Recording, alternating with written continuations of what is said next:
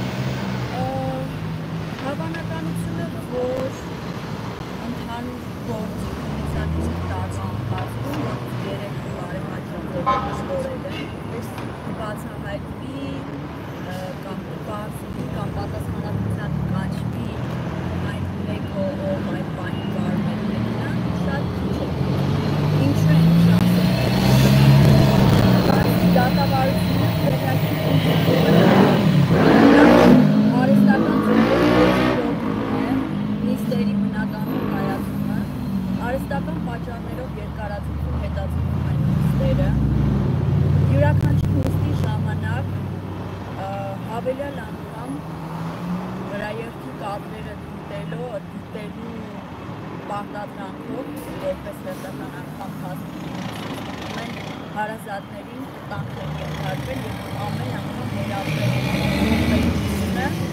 ինչի արդյունքում հարազատները հոգեբանորեն բարոյական վնասներ կազմել ֆիզիկական վնասներ։ Նիկոլ Փաշինյանը երբ որ վարչապետ էր ընտրվել, հիշում եք, ասում էր կարմիր լույսի տակ պիտի կանգնի իր ավտոշարասյունը ու այդտեղ ինչ աննորմալ բան կա։ Հետո մենք տեսանք, թե ինչ տեղի ունեցավ եւ այս օրերին էլ միակ դեպքը չէ, թե ինչպես են համացանցում բազմաթիվ տեսանյութեր կան, թե ինչպես է սլանում իրեն ուղեկցող ավտոշարասյունը։ Այո։ Ուրեմն Սոնա Մնացականյանի ողբերգական դեպքի այս 3 տարիների ընթացքում տարբեր քաղաքացիներ, այդ թվում նաեւ այսօրվա նախաձեռնության մասնակիցները ուսումնասիրել են եւ պարզել են, որ եւ Սոնա Մնացականյանի ողբերգական դեպքից առաջ եւ բնականաբար հետո էլ բոլորովին վերջերս էլ բարբերաբար այդ ավտոշարասյունի կողմից դեպքեր են գրանցվում, ինչը խոսում է այն մասին, որ Հայաստանի Հանրապետությունը որևէ քաղաքացի ապահովագրված չէ, որ կարող է դառնալ դեպքական խոհ։ Այս վարչախումբը, որը ոչ վաղ անցյալում իր պաշտոնավարման ստանձնումից առաջ որպես հիմնադիր ուժ բարբերաբար մատնանշում էր այդ օրվա իշխանության կողմից թույլ տրվող սխալները, այսօր գերազանցում է այս սխալները եւ ավելի այլանդակ ձևով է իրականացնում։ Սոնա Մնացականյանը հերթական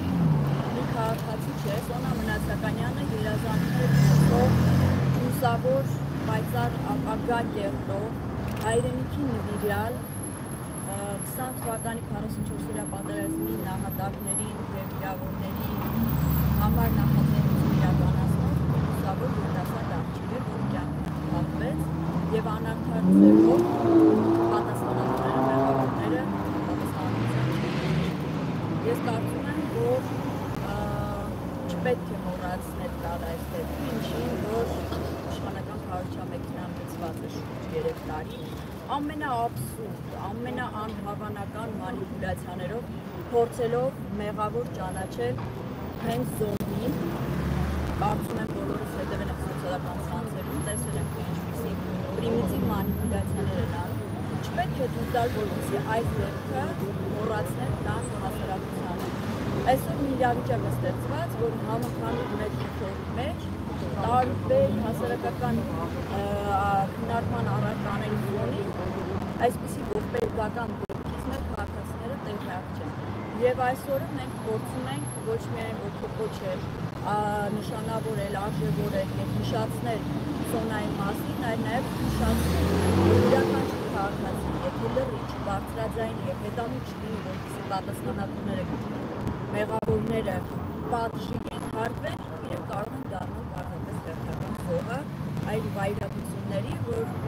մայրաքաղաքում թույլ է տալիս վարչապետական автոշարաշրջանը։ Կարող եք մի բան պատկերացնել ներողություն, թե ինչ կաներ ընդդիմադիր Նիկոլ Փաշինյանը, եթե նման ցավոք ողբերգական դեպք տեղի ունենար իշխանության այլ ներկայացուցիչներ, նկատի ունեմ նախկին իշխանության, կապ չունի կլիներ նախագահ, վարչապետ, սովորական շարքային պաշտոնյա։ Իհարկե կարող են պատկերացնել, որ եթե լիներ օրինակ Հայաստանի Հանրապետության ազգային ժողովի պատգամավոր, ուղղակի անընդհատ ազգային ժողովի անդրիոնը օգտագործել, որպեսզի այս դեպքը դրոշակ դարձնել եւ օգտագործել իր քաղաքական շահարկումների համար։ Իհարկե կարող են պատկերացնել, բայց քանի որ այսօր իրենք իշխանության գրող են, այսօր իշխանությունը իրենց ձեռքի տակ է եւ այնքան սանձարձակ են դարձել, որ այսպես պարզապես կարող են փողոցներում շրջել, նույնիսկ ասենք հասարակական ուղղությունը իրենց վրա ազդեցություն կարող է ունենալ։ Բայց ես վստահ եմ, որ տևական տարբեր թեմաներով դժգոհությունները արտահայտելով մենք կարող ենք հասնել նրան, որ հասարակական մեծ զանգվածային ճնշումը կարող է ուղղակի իրենց մինիմում գոնե զսպել։ Երբ չեմ խոսում այլ հետևանքների։ Տիկին Կոստայան, այսօր զուգադիպ